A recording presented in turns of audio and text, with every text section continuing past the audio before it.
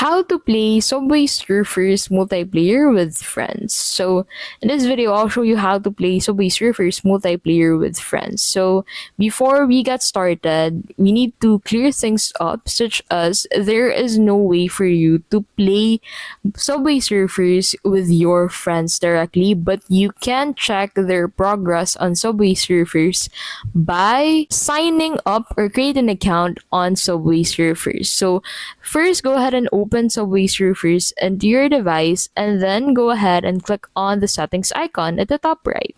And then from here, you can go ahead and connect your Google Play Games or Facebook account. So by connecting your accounts to your Subway Surfer account, you can go ahead and view the progress of your Facebook friends or Google Play Games friends under the top run section. So in here, this would load if you actually have signed in into your Subway Surfers account. So in here, you'll find the top run on your area, and then on the friends tab, you'll find the top run of your friends that you have on the connected account, such as your Google Play account or your Facebook account. So you can also add friends directly on Subway Surfers by clicking on that add friends button.